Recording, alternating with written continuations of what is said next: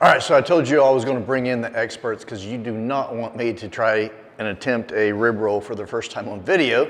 So I brought in my buddy Joe. You guys have probably seen him on some of the sausage videos that we did. Joe and his wife Luann have become good friends. We've been working together now for almost 4 years. Yeah, so it has flown by.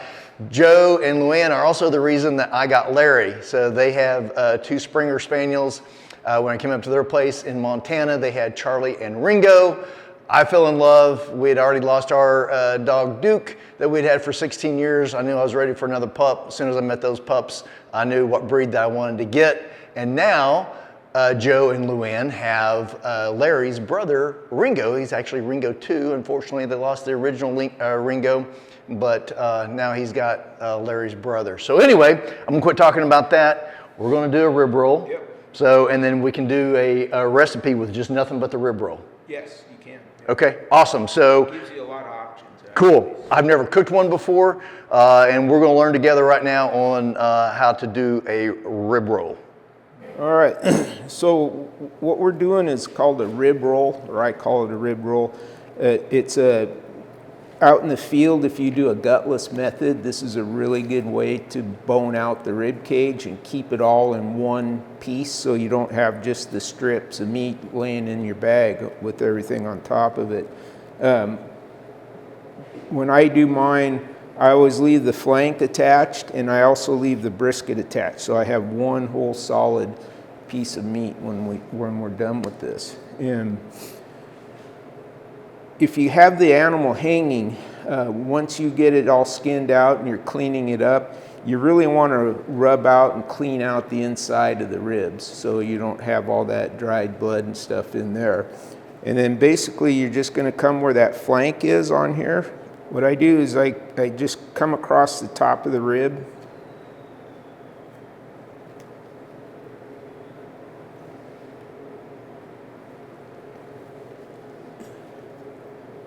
And on these lower ribs, they're really thin. So you just kind of work your way across that.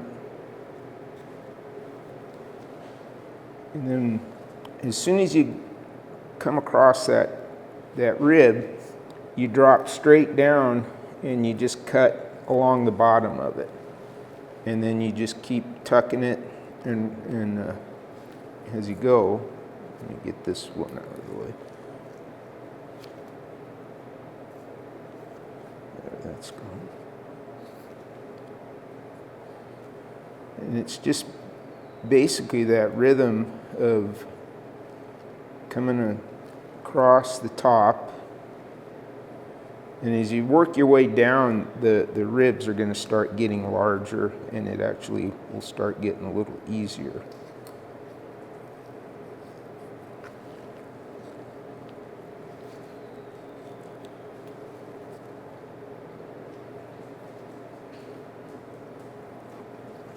Where did that rib go? Right there.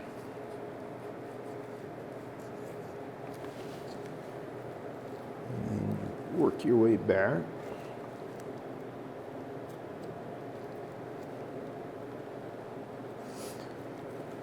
Your knife control is kind of important on these too, because you just want to keep in contact with those ribs. It looks like you're using just like And I just use the tip, basically. So now I'm getting exposed here. Just come across. This is a good way to show that. And come back on top of the next rib.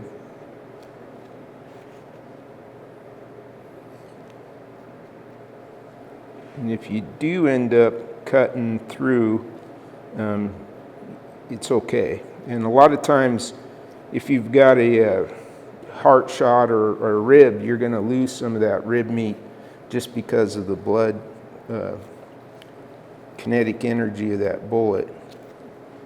And then what you're doing is you just come right down on the back side of it like that, and then you just keep progressing forward. Now I'm on to the next rib, and so I repeat that, just work my way across the top. And when they're hanging, it's a lot easier to do this also, but definitely on the sides, it can be done. A little bit more time consuming, but like I said, the advantage is you don't have all these loose strips in your meat bag getting mushed. And I have a lot of people tell me that it's just not worth it. There's not enough meat on the ribs to worry about, but you'll see when we're done that you're wrong. When you do these, you want to do it fairly quick while the animal's still fresh. As you can see, we've got aging on this animal, and when you skin that animal off and you've got it all wiped down and everything, it's a good time to take all that rib meat off, because when we get done, we'll do a little bit of trimming on this and pull some of this silver skin and that off, and so you lose a little bit of meat. And if you take the time when you've got that animal there down, first down, or you're got it hanging, to wipe it down and then get all the blood off of it, you're really good. So, and then as we're progressing down, now I'm starting to get onto the brisket too. And so we'll keep the brisket attached, and then that'll give you another more meat with that and your flank on there. And like you can see, as you get closer down, you're getting bigger rib bones, and you're getting a little bit more meat on there. So just work your knife on that, and come back across the top again. Cook-wise, gives you a lot of options. I mean, if you wanted to, you could grind all this up for sausage. What I like to do is, once we get this kind of off of here, you'll see the meat.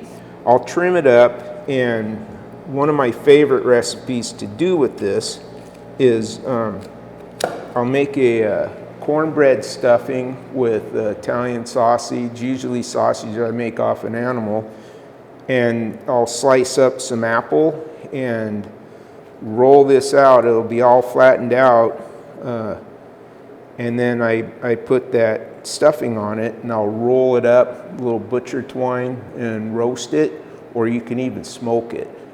But a light smoke, so if you just want a little flavor that way. But normally I put it into the oven about 350 and let it roast in there. It's a Brezola, Italian. We do it a lot with the flank steak and that, but you could use your own, any type of stuffing you like. You could season this with a little cumin, oregano, chili powder, and throw that on the grill, and then chop it to make fajitas is another good way to do it.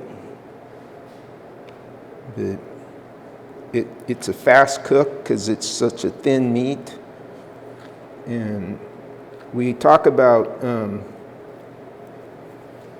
fat versus the tallow.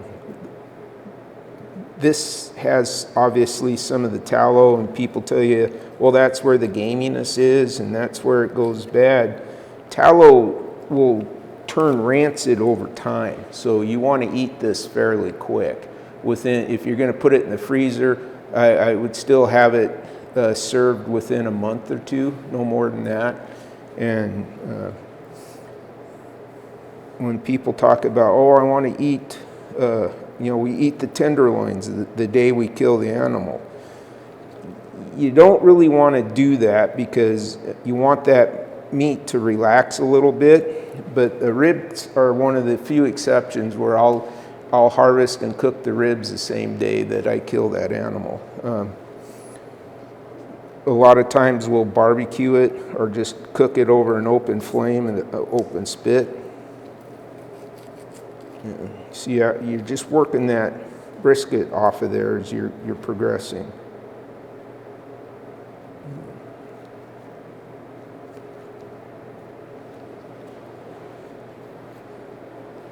And you can actually do this fairly quick when you're not explaining it. So.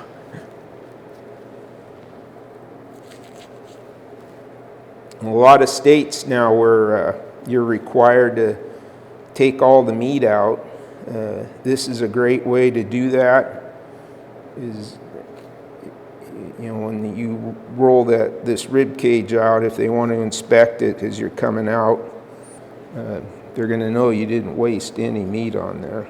And so as we work this down, we're getting down onto the neck.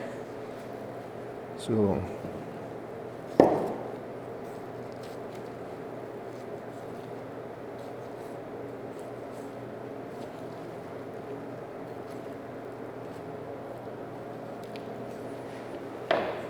all right.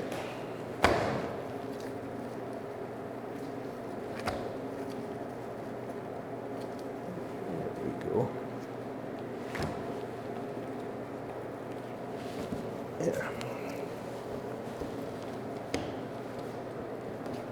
So you've got your flank, your rib meat, and your brisket all attached. And then you're just going to trim it a little bit to clean it up. Any bloodshot.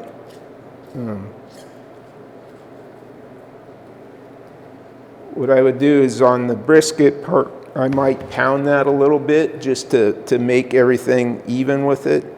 So you can see where you have your rib meat, where if you took these out singularly,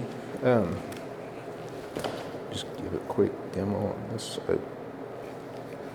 You know, most of the time this is what people do, is they'll either leave the bone in or they'll come in here and they just cut that out. And now you've got these loose pieces of rib meat that they're putting into their bag. And then as this ages, you've got by the time you trim this out, there really wouldn't be anything left on there. So if you do it this way, I would do like a stir fry or a Asian boneless rib with it. But I prefer this method. You're getting the meat off of both sides of the rib and you're not wasting as much. And you can trim it and clean it and you're good to go. But when you put your stuffing on here, don't worry too much about these little holes and stuff, because when you're done, you're just going to roll it up with that stuffing, and then you get a nice spiral of the meat and the stuffing. But if I'm out in the field and I bone this out, I've got my quarters and everything broke down, I put in the bags, I now put this in there and it's not getting crushed and mushed and all the juices and the blood's draining out, so then you don't really have nothing. So it's just one of the different ways you can do something, and you got a nice roast with that, or you could trim it, season it with a little salt, pepper, and granulated garlic, tie that off, and you're good to go. That's how I roll it. Well, I guess that's how we roll.